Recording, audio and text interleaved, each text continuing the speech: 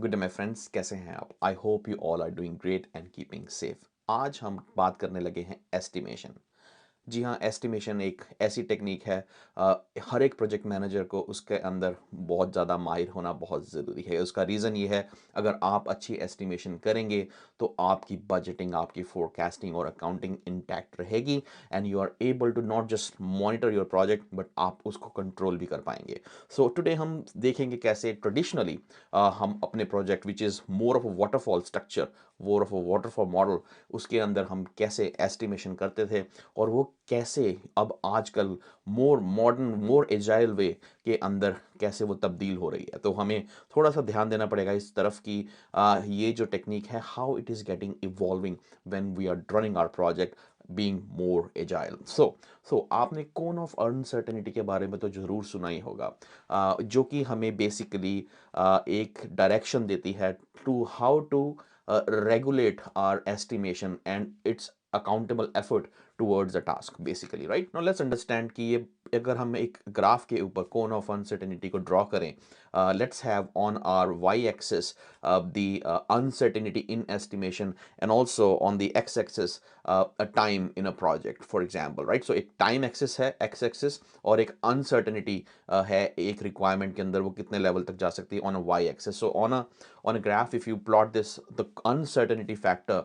into it, you will realize कि जिस तरह से हम प्रोजेक्ट को स्टार्ट करते हैं, so on the X axis as you begin your project in time, आपकी अनसर्टेनिटी हाईएस्ट होती है of requirements of functions that you want to leverage or you want to produce overall right from scratch, right, to be able to give you end product, right, or project goals, right? So basically आपको uncertainty को बहुत ज़्यादा face करना पड़ता है initially when you just start a project and what good of an effort a project manager have to put together in the initial phase when you actually use this uncertainty. Actually you encounter this uncertainty to even produce your estimate. So estimation के time पे तो आपको बहुत ज़्यादा you get crazy, right? Because आपको एक तो you don't understand the certain ask of a requirement, how it actually entitle into an end product, but also at the same time आपको ये भी नहीं पता होता कितना effort इसके साथ associated है.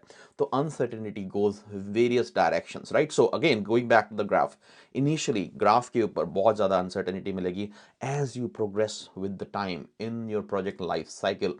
एक्स एक्सिस पे हमने क्या रखा था, टाइम साइकिल, राइट? सो टाइम के साथ साथ आप प्लानिंग में आते हैं, अनसर्टेनिटी ज़्यादा होती है, फिर आप उसको फ्लश आउट करते हैं in terms of smaller break down of requirements, so to better understand कैसे you are able to tackle those requirements. So आपको वो ब्रेक डाउन स्ट्रक्चर हेल्प करता है अनसर्टेनिटीज़ को थोड़ा सा कम करने के लिए. फर्दर जब आप और ज़्यादा उन एक्टिविटीज़ को फ्लश आउट करते हैं on your task, then you realise हाँ भाई इन एक्टिविटीज़ के लिए मुझे इतनी सारी टास्क करनी पड़ेंगी. देन फर्दर आपकी अनसर्टेनिटीज क्लियर अप होनी शुरू होती है. So what you will figure out as you move along the time, as you progress with time during a project, आपकी अनसर्टेनिटी लेवल्स एस्टिमेशन की कम होनी शुरू होती है. So now you are in a better spot to see that the graph is going downwards like this, right? So अगर हम reality के अंदर देखें तो कुछ अनसर्टेनिटीज बहुत ज़्यादा होंगी to start of a project. At the same time project के स्टार्ट के टाइम पर कुछ चीज़ों की, कुछ रिक्वायरमेंट्स की अनसर्टेनिटीज इतनी ज़्यादा नहीं होंगी और कुछ चीज़ें बाद में लेटर ऑन कॉम्प्लेक्स हो जाएंगी आपके लिए. ऐसा होता है, right? You begin with something very simple, you evolve with time and you realize my god this has become so complicated and then the uncertainty levels become higher. So वो graph जिस तरह से आपने एक देखा था जो कि नीचे की तरफ जा रहा है, for some requirements getting more refined, more clearer, right, उनका अनसर्टेनिटी नीचे की तरफ जाएगा. इसी तरह कुछ और रिक्वायरमेंट्स भी हैं जिनका ग्राफ ऊपर की तरफ जाएगा. सो यू कैन रियलाइज ये एक फनल की तरह बन गया, एक कोन की तरह. To cut short, the shape जो इस तरह से इस ग्राफ के अंदर निकल के आई है is called the cone and it's on the uncertainty level. So it's called the cone of uncertainty. Initially ये काफ़ी ब्रॉड था, as the time progressed ये narrow हुआ, the shape that it converts into its shape of a funnel, right? तो ये एक cone of uncertainty कहलाती है. So now you have understood very clearly what a cone of uncertainty is. The reason why I explained you all this, because it has a larger impact on how we do our estimations traditionally. Now let's move on to our next topic, which is estimation. So as I was continuing, traditionally estimation in waterfall model बहुत ही ज़्यादा complicated and cumbersome होती थी।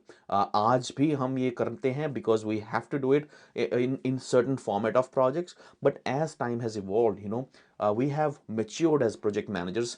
हमने भी adapt किया है time के साथ साथ कैसे हम एस्टिमेशंस को मोर रॉबस्ट, मोर लॉजिकल और मोर एफिशिएंट बना सकते हैं, and we have found various techniques to do that. Let's understand first of all how estimation was done in a traditional format.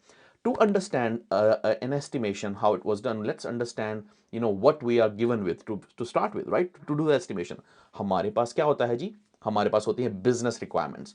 So business requirements क्या होती हैं? Business requirements, let's have a quick gist of it. Business requirement वो requirement होती है that is given to us through a business, जो कि हमें as a business objective में कन्वर्ट करनी होती है as a outcome of a project. एक बहुत ही हाई लेवल पे होती है ये. Doesn't give you much information. ये आपको ये नहीं बताता कि आपकी स्क्रीन किस तरह से दिखेगी, उसके अंदर कौन सी क्लिक आपको कहाँ लेकर जाएगी. All this requirement is not flushed out in a business requirement. ये एक बहुत ही हाई लेवल की रिक्वायरमेंट होती है. For example, I should be able to make mobile payments, that is it. उसके बाद ये बिजनेस रिक्वायरमेंट अब जब आपको मिलती हैं, आपको you have to convert these into the non functional requirements, जो कि एक वर्कशॉपिंग टेक्निक है, जिसके अंदर आपको वर्कशॉप्स एग्जीक्यूट करनी पड़ती है बेस्ड ऑन योर प्रोजेक्ट. हर चीज़ के लिए वर्कशॉप की ज़रूरत नहीं है. Sometime it's one to one appointment और a meeting with the business stakeholder as well, but depending upon the nature of your project, this is what you have to do in terms of the flow of work, right? Business requirement को आपको functional requirement में convert करना पड़ेगा to better understand उसकी complexity. Y? Because अभी हमने समझा cone of uncertainty क्या है. इनिशियली जैसे ही आप प्रोजेक्ट स्टार्ट करते हैं, uncertainty of knowing a requirement for its complexity is very very high for major requirements, right? अब क्या होता है इस सिनेरियो के अंदर?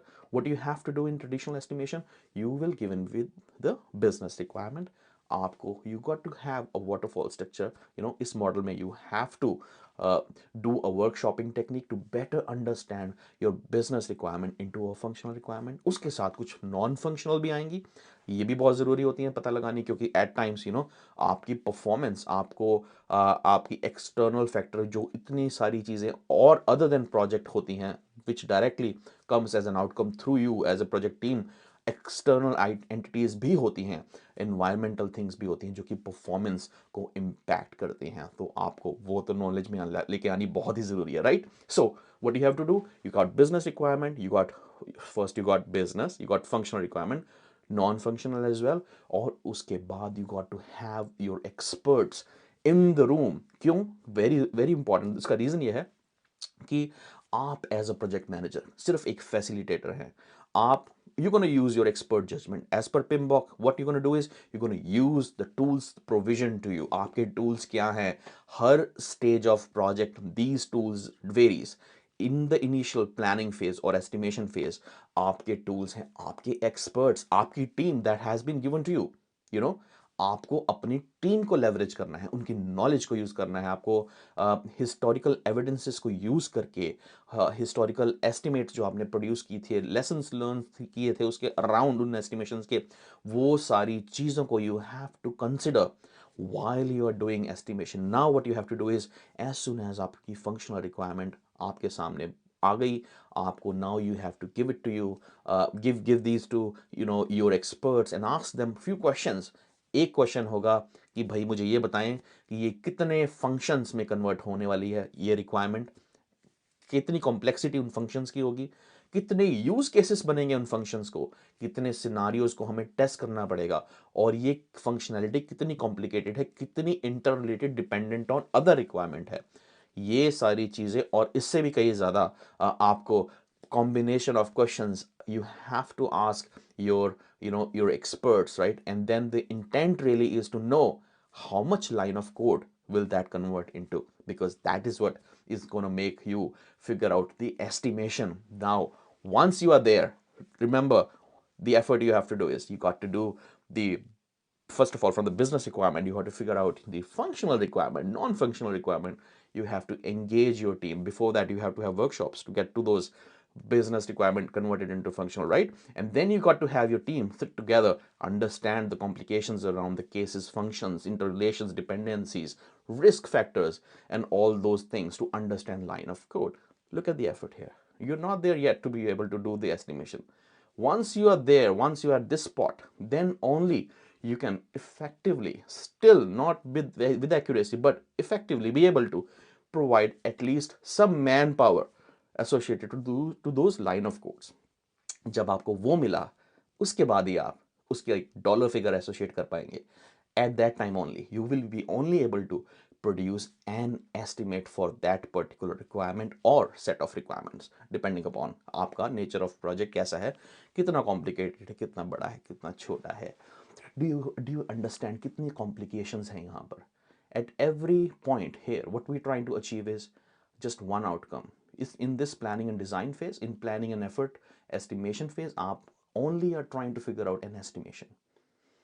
Just remember, एक waterfall model की वजह से you are bound to do these activities in such manner, right? Is there a need to be like that? Yes, at times you have to, because nature of project आपका और आपके ऊपर governance कैसी है आपके project के अंदर, who is sponsoring the project, वो क्या चाहते हैं आपसे, right?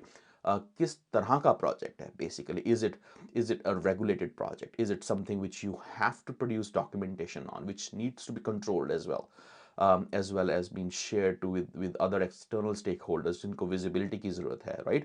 तो आपको वो सारी चीज़ों को मद्देनज़र रखते हुए ये सारी चीज़ें करनी पड़ती हैं. But where I am leading towards is, in today's world, you have a better mutant of doing estimation, and that is agile estimation.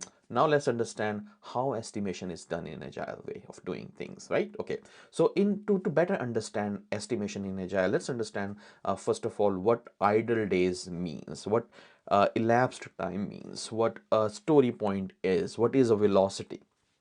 So let's put some definition to these words.